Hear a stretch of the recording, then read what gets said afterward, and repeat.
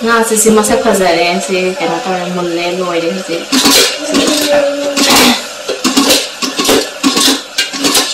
sai khara hapchen lagi to karo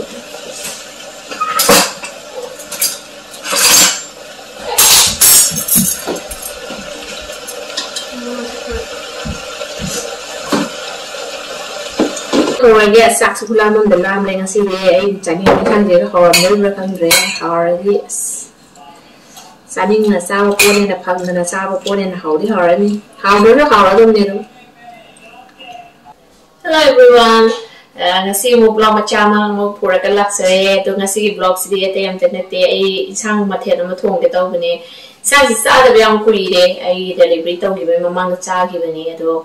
ngasi di khangsa sani ngapai tari adu junai na keno tauge na insang je thogongge nei ready de tawre hosi se ado insang je khoi sai da yang ta na phangbo pot ne hai tari ado ka khoi kaksing di sui bom je se yam hau gi no mamang je hi thok da yum de ki khara pro ki ba se yam na keno taw da cha thok da ya pamu da cha ba sui bom se khoi sai phang da ne na ado se ki sui bom si di mo khoi sai da phang ye ko ado asum bana che sum makhan na sum bada khara tawraga phangdi phange duga ase Chinese store gi ne go khangora ado kaino tawde ma house je khoi tha ga manang gi tangli na maga yang kan nam bo khot taw de ba si dum phangda ga si dum cha ba ne ba ala ina kaksin soi bum se kara pro ba si khiji ta sum ba si lei lo mix tawraga chai ba che tang sa su haw phangda le din mo za sai ko phang ba ni na asi khara ga kaksin soi bum khara se ga dum mix tawra cha ne do masih sih jo khangza saning apa ideally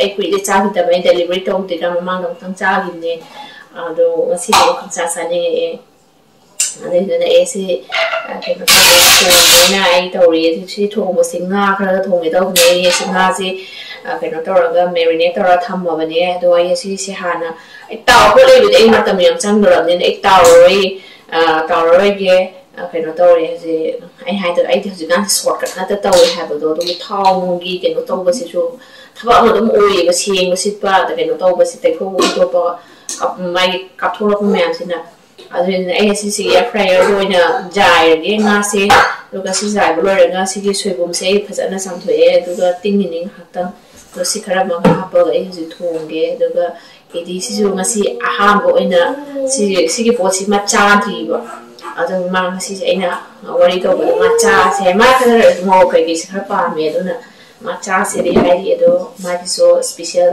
haina do ra haina ri de ri khang de ma se ado ai so khang cha sa ne ge do ji kan se ai morning si ma de sa se dum sa dra ba de yam ba na ado me na si di chak so khaya la me morning so sa dra ba de na ado isang ji horen har ida de ka ni am saning ba power phai da re ado khije ka tangai chara ma gi chang ka tangai de se ado hamne ni si ai ka bi jap tu jo khang re ado wa khan nu ngai ko po che lei da si ma ka lei hai bi gi ke no da ngai do ado saning la so ta tho pe ko mo ko ado ma tang sa mi yaw yo ado na si di pai lei te ai am saning wo power kre to ya ga so ado na si khara thong ge nei je almost ready lei de ai jinga se hana ya ge nasi air fryer na sa hajin daga ai se to ra thang ra bani si stage ai use the air fryer na ngam sa sa thoke kan no kan no ro su ya ai si se ado sa te ya ga in chang ga thong dui ne na ko ate sin khra tham be sin khra mon na ja ra ga ai kan no to ge si han ja ra ga ado ga kan no to ge thong ga si su soi bung gai thong mana ma hau sel kan mane ma ngawra ko la le se ma tat yang kuin chang doi ba tu nei cooker da sak law na thau ngawra ga kam thok tui ni ai si ji hatin ra ge se ngai ko ai nai tin ho sa nam kai kai tra sim ge tu ga sa am ka ma ga thong na lo si na ni kui ne no ta ro ai se ya fryer si ka na ha ke si ni kun ka ke tham ni ba ni ma try ma se ado yi nga ge mo nga se kara ba phim sa le ram ni no ba thong ba ya ra dra ha ba to to ke thong ba kara ma khai do ga thong ba na chu ma kitang ka lam na hai ga ni yang ba so ke to de khau ti na ti ane de na ke to ro ga tham ge do ai de almost lo se le mi ni kon se ji so ko na ma ting na kara ka ni do mo ira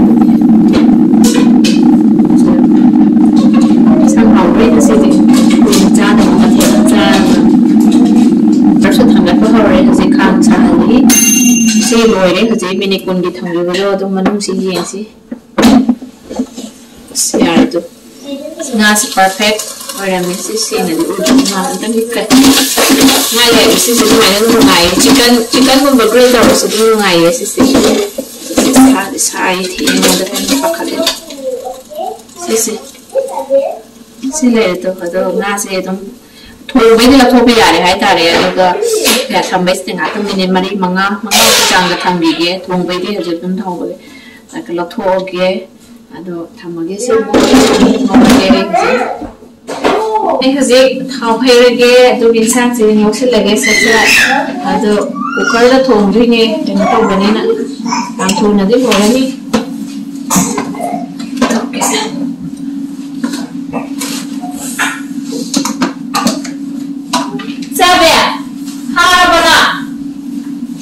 ꯉꯥꯁꯤꯡꯁꯤ ꯊꯕꯛ ꯈꯔ ꯄꯤꯔꯤ ꯍꯧꯖꯤꯛ ADC ꯀꯩꯀꯩ clean up ꯈꯔ ꯇꯧꯍꯜꯂꯤꯅꯤ ꯆꯥꯏꯕꯁꯦ ꯂꯣꯏꯁꯤꯜꯂꯣꯏꯅ ꯌꯥꯝ ꯍꯩꯌꯦ ꯃꯥꯁꯤ ꯂꯣꯏꯁꯤꯟꯕ ꯇꯥꯁꯤꯟꯕꯗꯤ ꯑꯗꯣ ꯁꯤꯁꯦ ꯀꯩꯅꯣꯅꯤ ꯐ꯭ꯔꯣꯖꯟꯒꯤ ꯅꯥꯀꯨꯞꯄꯤꯅꯤ ꯐ꯭ꯔꯣꯖꯟꯒꯤ ꯁꯤꯁꯇꯦꯝꯁꯦ ꯌꯥꯝ ꯍꯩꯌꯦ ꯁꯤꯗꯗꯤ ꯍꯥꯏꯗꯤ ꯑꯩꯈꯣꯏꯗꯤ ꯕꯖꯥꯔꯁꯤ ꯁꯠ ꯂꯥꯎꯅ ꯆꯥꯅꯤꯡꯉꯛꯄ ꯃꯇꯝꯗ ꯆꯠꯄ ꯉꯝꯗꯕꯅꯤꯅꯀꯣ ꯑꯗꯨꯒ ꯁꯤꯁꯨ ꯑꯩꯈꯣꯏ ꯁ꯭ꯋꯥꯏꯒꯤ ꯑꯅꯛꯄ ꯁ꯭ꯇꯣꯔꯗꯗꯤ ꯂꯩꯇꯕ ꯆꯥꯏꯅꯤꯁ ꯁ꯭ꯇꯣꯔꯗ ꯈꯛꯇꯪ ꯐꯪꯉꯦꯕ ꯅꯥꯀꯨꯞꯄꯤꯁꯦ ꯑꯗꯨꯗꯨꯅ ꯈꯔ ꯂꯩꯁꯤꯜꯂꯒ ꯑꯗꯨꯝ ꯐ꯭ꯔꯣꯖꯟ ꯇꯧꯔꯒ ꯊꯝꯈꯤꯕ ꯑꯗꯣ ꯆꯥꯅꯤꯡꯉꯛꯄ ꯃꯇꯝꯗꯗꯤ ꯑꯗꯨꯝ ꯈꯔ ꯀꯩꯅꯣ ꯇꯧꯕꯗꯨꯒꯤ ꯊꯥꯎ ꯉꯧꯕ ꯈꯣꯠꯄ ꯑꯗꯒꯤ ꯄꯀꯧꯔꯥ ꯀꯔꯤ ꯍꯧꯕ ꯈꯣꯠꯄꯗ ꯌꯥꯝꯅ ꯀꯥꯟꯅꯩꯌꯦ ꯁꯤꯒꯤ ꯁꯤꯁꯇꯦꯝꯁꯦ ꯑꯗꯩ ꯍꯧꯖꯤꯛ ꯊꯥꯎ ꯉꯧꯔꯒꯦ ꯑꯗꯨ ꯃꯅꯤꯄꯨꯔꯗꯗꯤ ꯗꯔꯀꯥꯔ ꯑꯣꯏꯗꯦꯗ ꯑꯗꯨꯝ ꯁꯠ ꯂꯥꯎꯅ ꯐꯪꯕ ꯄꯣꯠꯅꯤꯅ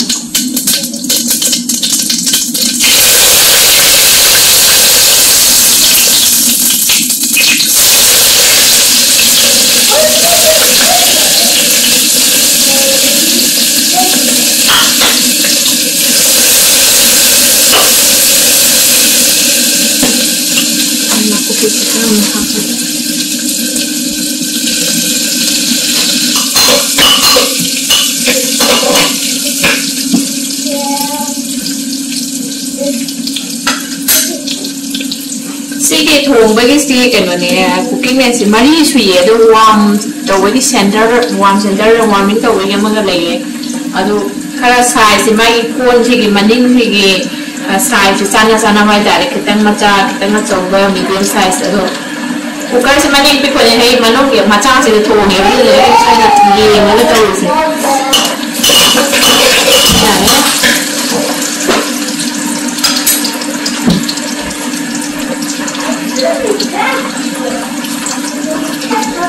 Oktre masake hapsin lagi hizi.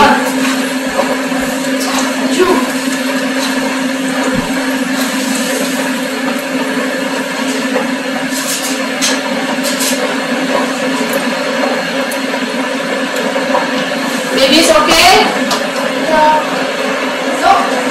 Sini fish masala na hap ini na. Aduh, making fresh so hap ke. King चिपै सा दे ले बने इंडियन स्टोर है इसमें पाउडर लाए ऐसे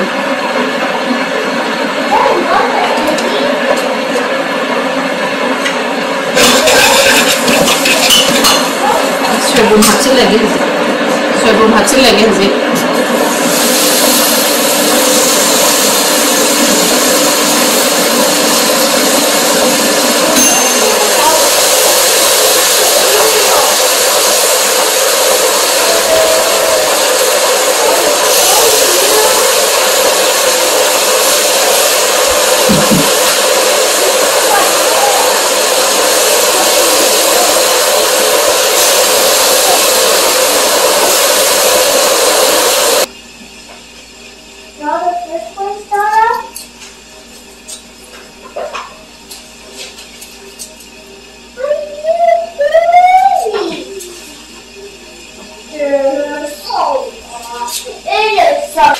ऐसे हुई फजना ngौरे दो कहीं तो है ना गा मोरोटे पका हाफे आलू को हाफ से लगा अनेर गुंबा अहुना गुंबा काम हलगा बस लानी आलू को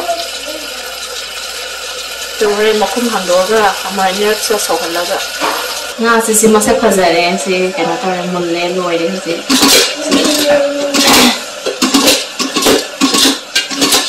से खा हाफ से लगे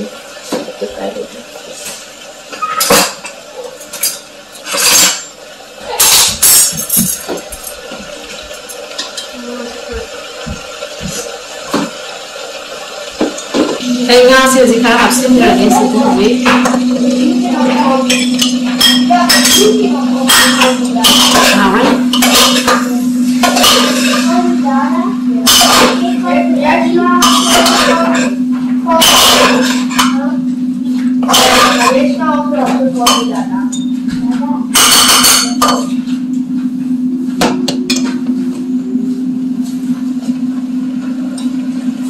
Mấy cái chân là cái mấy cái sang lại học cái khai thôn là cái trong mà bài này sang mấy cái cảm thấy nó very ready để lấy cái si cảm ơn ngay cái si mấy si sum thật là cái nang sinh si activity khai thác phần bên này yang si lor ba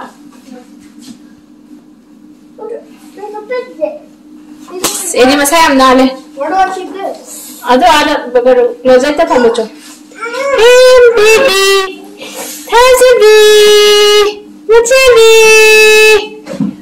yeah. Macam ni sih dia pakai tahu ni. Saya pakai tahu ni. Piti, lah apa sih dah halau ni, lebih dah dry na. Look in here. Dulu tu orang makan macam je lewat dia. Okay. Those are right here. Itu semua ba. Very nice Addy. I just need to dust. Okay. Where's Heidi? Rian sini ngau sini le. Rian yang dah dah tu berapa? I did. You have this little.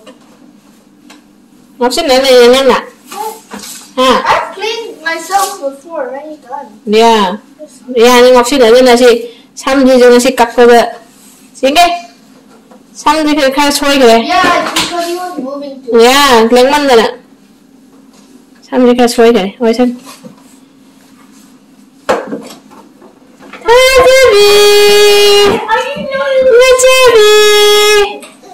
Saya ni tak boleh makan, saya tak boleh tadi. I also have some homework in here. So, okay, we're gonna work on these again. Makan saya tak boleh second part dia upper dah le. Sak thom ada ngam je ni. Saya tak boleh. Macam dia. Hi. Hi baby. Hi baby. Hi baby. Boom. The last one. Yeah, I'm gonna come out. I also need to do vacuum. Buddy. Come on, don't allow her that. Come on. Hi. Louder than that. He tracks. Maybe louder. Come on. Louder.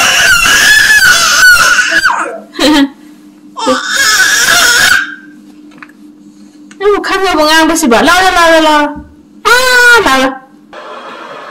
Addy cái này là phần nhànคุณไว้คนได้ทั่วหันบ้าตายเดียบโตก็สิไม่ถับแบบนี้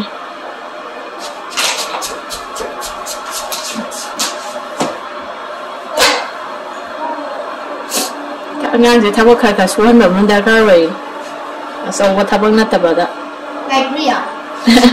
He's not working. cha vì thằng bác sĩ cho cắn cái vậy không bị sai đi gì cha vì không bị sai đi sẽ cắn cái vậy không bị sai bạn không bị sai đi sẽ cắn cái vậy lao I think she can understand us now. A little bit. lao hey Teddy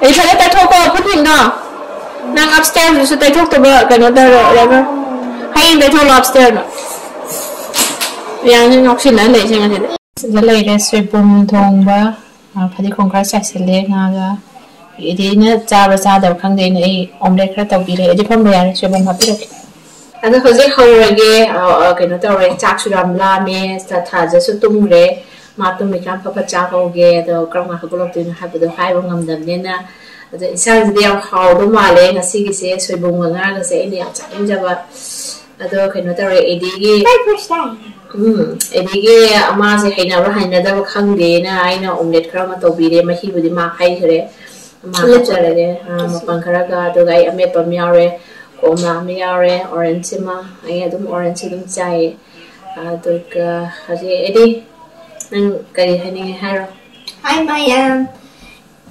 a Bamisu Jagini. First time right? First time. Kurama, never jaraba. Chak. We are just in Oktre, Oktre, Mamani, Taja, so to Mangre.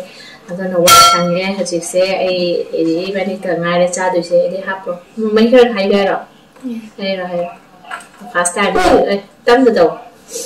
You don't have to say the hay you had Zara, do a corner, happy. The Ying see Massy, he never have a sim so as a sack for them lambing. I used to start sad the brigade. Chak Lam of the nation was the a maple scene, naturally, room, bussing to a modern site to the outer the day, quick, you know. Okay, Sarah. I already ate. Quick, you know, you are afraid that the wood. Yeah, Charlie did not take a kiss. I have been in there. Okay. Not Charlie in a table, come on, brother. A maple was tacked over, she couldn't know why. I don't know. It sounds to what kind of material jumped home there. Sabina was later, though I not outre, Chamatin, and he could hold it on Tony in my chapel. So, stimulate, Chak, Eddie, come into it. It's okay? Hey, what is that? Huh? What is that? It's okay? It's good taste or not? Yes, it's okay. So, what should don't tell a piece to you? With this? More travel. Yeah. Say it. Not spicy palm in the jar again. It's okay or too much? A little too spicy. But too much of Nice, so they can get saxophone on the lamb like a CD. I'm telling you, can't get a horror, never can drink already. Sunning a sour corn and a pound and a sour corn and how the horror. How do you know how I don't need them?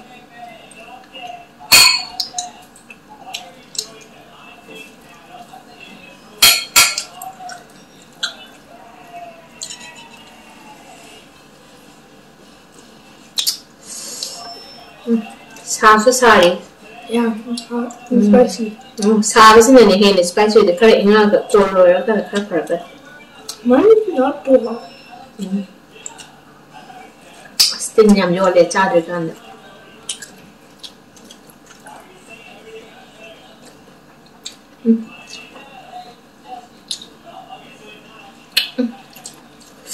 Alright, then how is it? Quindi 각신기지 각신기는 하얀 수페도 떠올리고 quindi akan basabi adawa ramleibo ini sih akan kanunnya quindi atau pengada pikpo macam cari bagi atau pengada ni dong kanunnya kayak biar data itu nak how itu sudah sih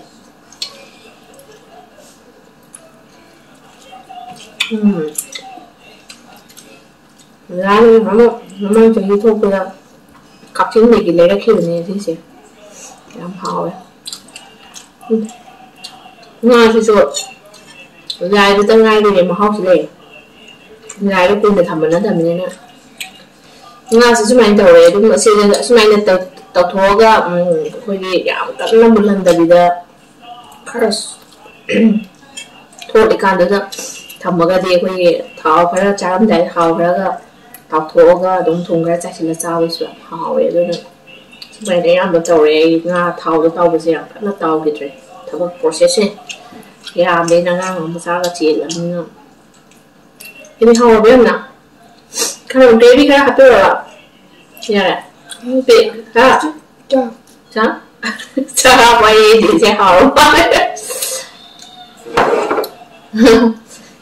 ini sa ha po hai de hao ma le am na cái điều gì cái piece thì tháp bora một cái piece rồi sai đeo xuống sao thôi tháp đi là trăm thì rồi sao quay xin hao cho nên là sao bị khổ không thì hao thà sẽ không có là cái gì ở đó rồi sẽ à thu bị chào được không rồi đấy ở đó là đi vào này cái lo xí là cái sai đó mà nhà ở cái gì When mamang da tomaga kapado kabatana.